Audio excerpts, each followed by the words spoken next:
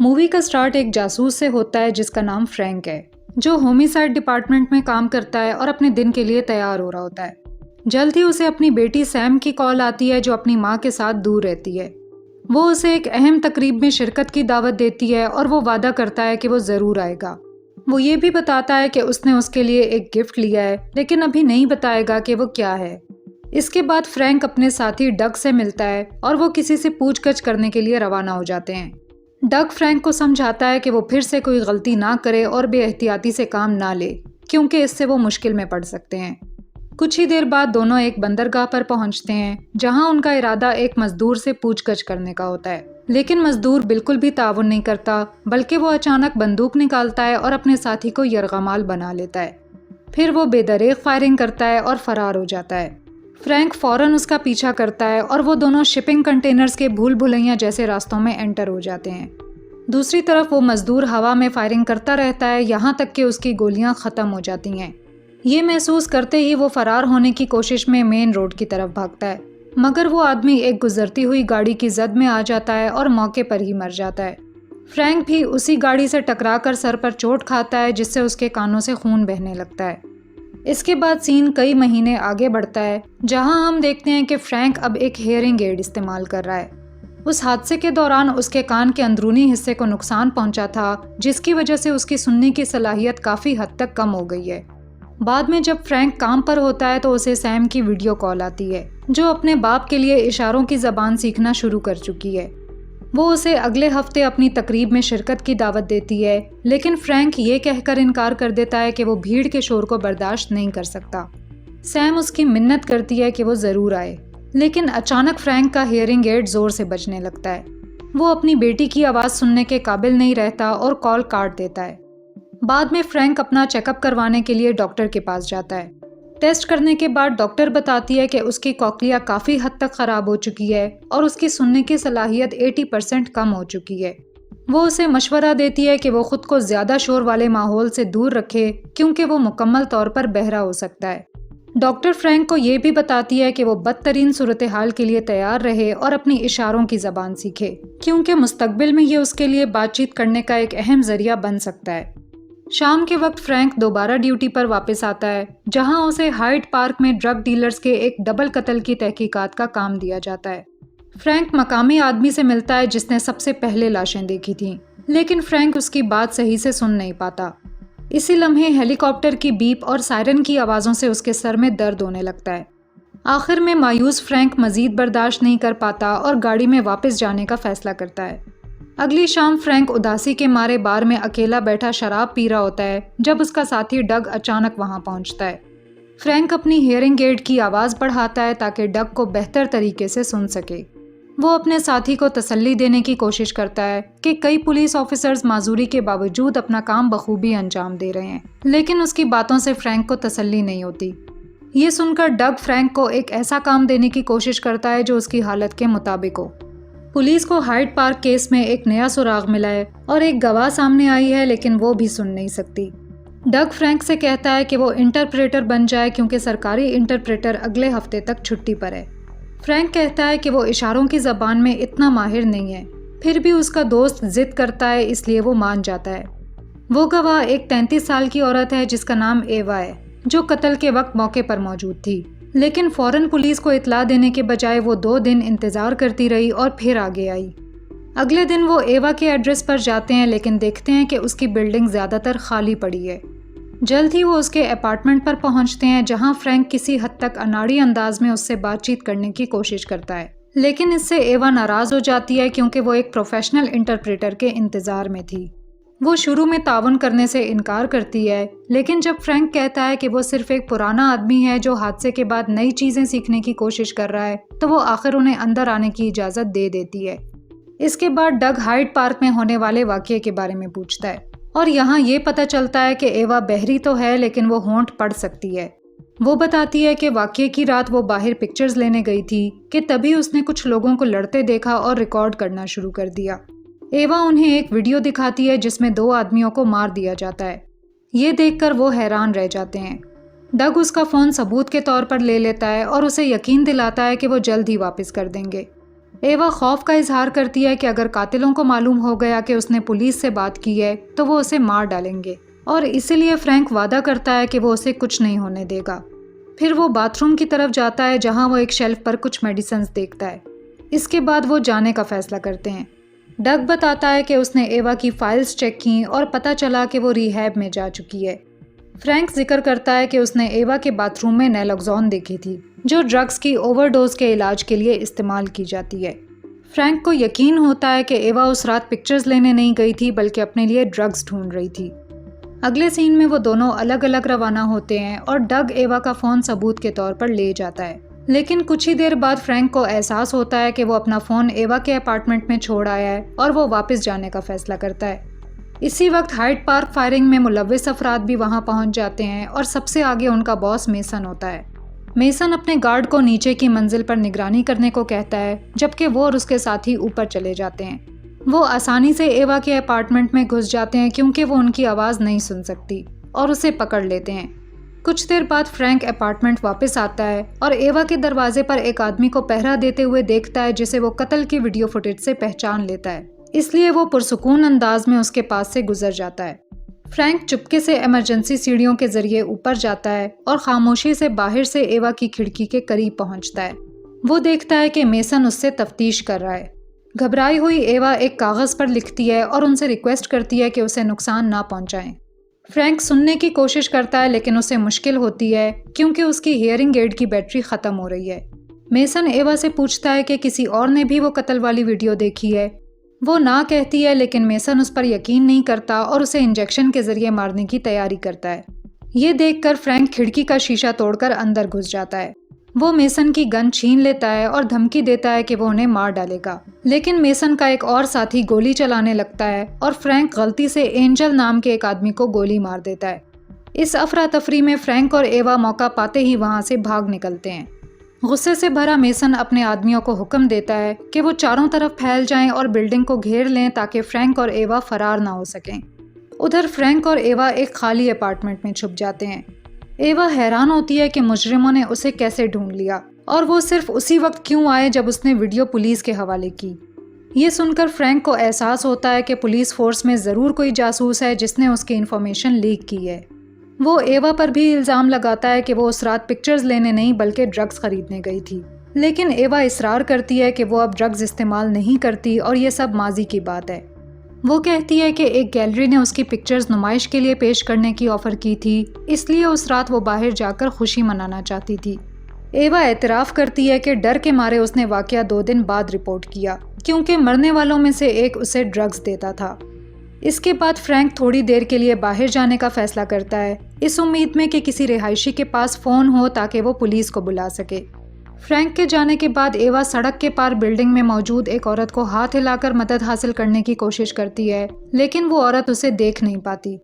फिर वो पार्किंग में एक पुलिस कार को देखती है और समझती है कि मदद पहुंच चुकी है, लेकिन एवा देखती है कि ये पुलिस ऑफिसर्स दरअसल गैंगस्टर्स के साथ मिले हुए हैं और उनकी मदद के लिए आए हैं। उधर एक मेडिकल हेल्पर भी बिल्डिंग में पहुंचती है ताकि एंजल की मदद कर सके, जो पहले गोली लगने से जख्मी हो गया था। वो एंजल के जख्मों का इलाज करने लगती है जबकि मेसन जितना हो सके मदद करता है, लेकिन कुछ लम्हों बाद वो अचानक फ्रैंक का फ़ोन वहां देखता है और हैरान रह जाता है। मेसन फ़ौरन अपनी टीम को अलर्ट करता है कि फ्रैंक के पास उसका फ़ोन नहीं है और वो शायद पुलिस को बुलाने के लिए कोई फ़ोन तलाश कर रहा है। वो अपने पुलिस साथियों को हुक्म देता है कि वो बिल्डिंग के हर कमरे की तलाशी लें ताकि दोनों को ढूंढ सकें। वो अपने साथियों को ये भी समझाता है कि इस बिल्डिंग से की जाने वाली किसी भी 911 कॉल को रोककर अपनी लाइंस पर मुंतकिल करें। दूसरी तरफ फ्रैंक फ़ोन ढूंढने में नाकाम रहने के बाद खाली हाथ एवा के पास वापस आता है। फिर एवा फ्रैंक को बताती है कि पुलिस ऑफिसर्स गैंगस्टर्स के साथ मिले हुए हैं। ये सुनकर फ्रैंक हैरान रह जाता है और समझ जाता है कि मेसन खुद एक करप्ट पुलिस ऑफिसर है जो ड्रग डीलर्स के साथ मिला हुआ है। इसका मतलब है कि मेसन और उसकी टीम फ्रैंक की हर हरकत का पहले से अंदाज़ा लगा सकती है। फ्रैंक एक प्लान बनाता है और तेज़ी से लिफ्ट की तरफ भागता है। इसी दौरान गैंगस्टर सीसीटीवी फीड्स पर नज़र रखे हुए हैं और आखिर 6ठी मंजिल पर एवा और फ्रैंक को देख लेते हैं। यहाँ ये पता चलता है कि असल में वो दोनों लिफ्ट के अंदर इमरजेंसी इंटरकॉम तलाश कर रहे थे। फ्रैंक बेताबी से इंटरकॉम के जरिए मदद के लिए पुकारता है और कहता है कि वो डिटेक्टिव डग से रब्ता करें। लेकिन दूसरी तरफ से इंटरकॉम ऑटोमेटेड जवाबात देता है और पुलिस तक बात नहीं पहुंच पाती। फिर वो दोनों लिफ्ट से निकलने की कोशिश करते हैं, लेकिन पुलिस ऑफिसर्स के हमले की वजह से उन्हें अंदर वापस जाना पड़ता है। इसी वक्त मेसन को फ्रैंक की मौजूदगी की खबर मिलती है, जिस पर वो फौरन लिफ्ट की तरफ रवाना हो जाता है और अपार्टमेंट को बगैर निगरानी के छोड़ देता है। फ्रैंक फौरन सीसीटीवी कैमरे को तोड़ देता है और गैंगस्टर्स को उलझाने के लिए मुख्तलिफ बटन दबाता है। आखिर दोनों 10वीं मंजिल पर उतरते हैं और एवा के अपार्टमेंट में घुसकर फ़ोन लेने की कोशिश करते हैं। वहाँ उन्हें एंजल और वो मेडिकल लड़की मिलती है जो एवा पर बंदूक तान लेती है, मगर फिर वो लड़की उसे ये कहते हुए छोड़ देती है कि ये उसके काम का हिस्सा नहीं है। एंजल फौरन मेसन को मदद के लिए बुलाता है, लेकिन एवा उसे बेहोश कर देती है। इसके बाद वो एंजल का फ़ोन चोरी कर लेते हैं और फौरन दूसरे कमरे की तरफ भागते हैं। जब मेसन वहाँ पहुँचता है तो देखता है कि दोनों एंजल का फ़ोन ले चुके हैं और उसके फ़ोन पर कॉल करता है। एवा अपने छुपने की जगह से मेसन के होंठ पड़ती है और फौरन फ़ोन को साइलेंट कर देती है ताकि वो पकड़े ना जाएं। फ्रैंक डग को मैसेज करता है और उसे इस नंबर पर कॉल करने को कहता है। इसी वक्त फ्रैंक गलती से एक बबल रैप पर पाँव रख देता है। मेसन आवाज़ सुनकर चौकन्ना हो जाता है और उनकी मौजूदगी का अंदाज़ा लगा लेता है, जिसकी वजह से दोनों को दोबारा खिड़की के रास्ते फरार होना पड़ता है। फ्रैंक और एवा सीढ़ियों की तरफ भागते हैं और छुपने के लिए एक और अपार्टमेंट में घुस जाते हैं। वहाँ उन्हें एक अननोन नंबर से वीडियो कॉल आती है और पता चलता है कि वो डग है। फ्रैंक की हेयरिंग एड की बैटरी मुकम्मल तौर पर ख़त्म हो चुकी है और अब वो कुछ भी सुनने के काबिल नहीं है, इसलिए एवा डग के होंठों को पढ़ने में मदद करती है। फिर फ्रैंक अपने दोस्त को सारी सिचुएशन समझाता है और गौर से सुनने के बाद डग मदद के साथ आने का वादा करता है। लेकिन इसी वक्त मेसन और उसकी टीम उनका पता लगा लेती है और दोबारा हमला करने पहुंच जाती है, इसलिए वो दोनों जल्दी से खिड़की खोलकर अगले कमरे में छुपने की कोशिश करते हैं। इस दौरान एवा अचानक रुक जाती है और पूछती है कि गैंगस्टर्स को कैसे मालूम हुआ कि वो कहाँ हैं। यहाँ फ्रैंक को एहसास होता है कि उन्हें एंजल के फ़ोन के ज़रिए ट्रेस किया जा रहा है, इसलिए वो मोबाइल को एवा के स्वेटर में लपेटकर नीचे ग्राउंड फ्लोर पर फेंक देता है ताकि गैंगस्टर्स का ध्यान बढ़ जाए। इस मौके पर मेसन का सब्र ख़त्म हो जाता है और वो हुक्म देता है कि बिल्डिंग के हर कमरे की तलाशी ली जाए और दोनों को ख़त्म कर दिया जाए। उधर फ्रैंक और एवा एक छुपने की जगह ढूंढ लेते हैं, लेकिन जल्द ही वो देखते हैं कि डग बिल्डिंग में पहुंच गया है। वो देखते हैं कि वो बेवकूफ़ अकेला आया है और उसने कोई मदद नहीं बुलाई। फ्रैंक अपने दोस्त के लिए फ़िक्रमंद हो जाता है और उसे बचाने के लिए नीचे जाता है। जल्द ही वो लॉबी में पहुंचते हैं और देखते हैं कि डग पकड़ा गया है। ये देखकर फ्रैंक के पास कोई चारा नहीं बचता सिवाय इसके कि वो अपना हथियार छोड़ दे, लेकिन जैसे ही वो ऐसा करता है उसका दोस्त गन उठाकर उसी पर तान लेता है। इससे पता चलता है कि डग भी इस गैंग का हिस्सा है और वही पुलिस में मौजूद जासूस था जिसने हर इन्फॉर्मेशन गैंगस्टर्स तक पहुंचाई। वो गुस्से से फ्रैंक से पूछता है कि वो दोबारा इस बिल्डिंग में क्यों आया और शान पत्ती क्यों की।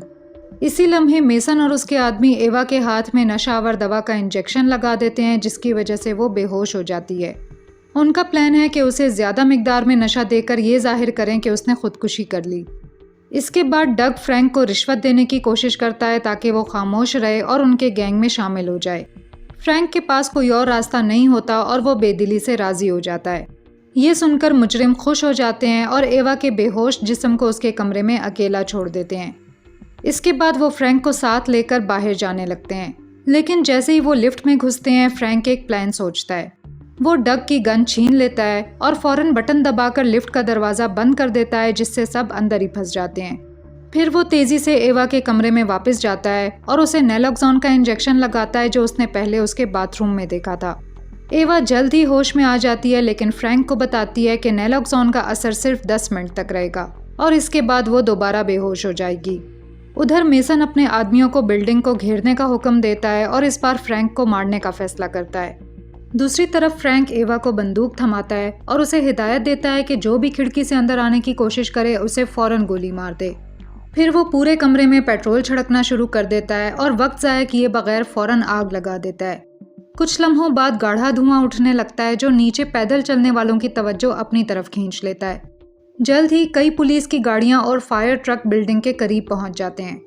ये देखकर ज़्यादातर गुंडे अपना मिशन छोड़कर मौके से फरार हो जाते हैं।